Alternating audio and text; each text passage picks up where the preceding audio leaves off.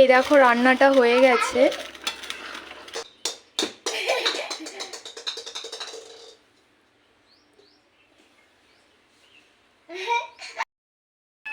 Hi viewers, আজকে বানাবো ধুন্দুল আলু দিয়ে ডিমের তরকারি। তো এইখানে নিয়ে নিয়েছি দুটোর মতো ধুন্দুল, এখানে 4-5টার মতো আলু মিডিয়াম সাইজের, আর আছে একটার মতো পেঁয়াজ, আদা রসুন কাঁচা লঙ্কা বাটা, 4টার মতো ডিম নিয়েছি। রেসিপিটা কি করে করছি চলো দেখতে থাকো। প্রথমে ডিমগুলো ভেজে নেব। সরষের তেল দিয়ে দিলাম কড়াটার মধ্যে।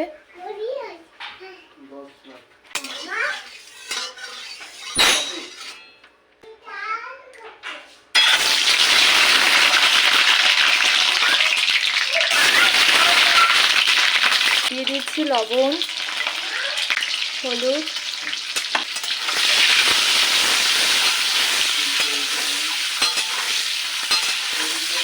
ডিমটা ভাজা হয়ে গেছে, তুলে নিচ্ছি। ওই তেলটার মধ্যে আলুটাকে ভেজে নেব।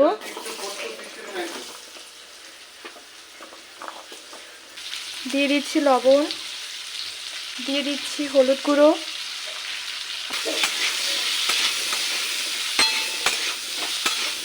আলুটা ভাজা হয়ে গেছে, নামিয়ে নিচ্ছি। ধুন্দুলগুলো ভেজে নেব। দিয়ে দিচ্ছি লবণ, হলুদ গুঁড়ো,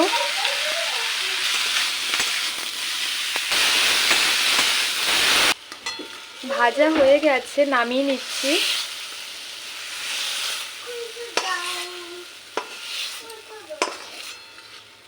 কড়াতে দিয়ে দিচ্ছি সরষের তেল, দিয়ে দিচ্ছি শুকনো লঙ্কা, দিয়ে দিচ্ছি কালো জিরে, পেঁয়াজ,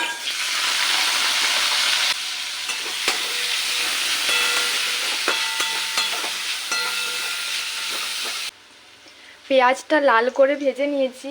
এরপরে দিয়ে দিচ্ছি আদা রসুন কাঁচা লঙ্কা বাটা।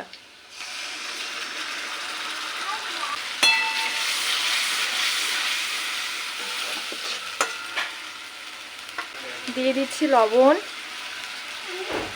দিয়ে দিচ্ছি হলুদ গুঁড়ো, লঙ্কা গুঁড়ো,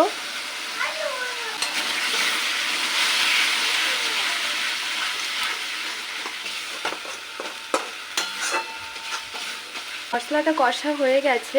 এরপরে দিয়ে দিচ্ছি আলুটাকে, ভেজে রাখা আলুটাকে, ডিম, ধুন্দুল সব কিছু একসঙ্গে দিয়ে দিচ্ছি। দিয়ে দিচ্ছি জল,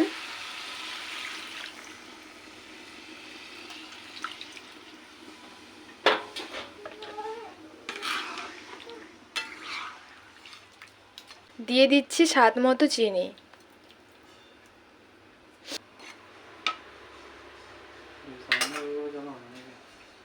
এরপরে ঢাকা দিয়ে দিচ্ছি।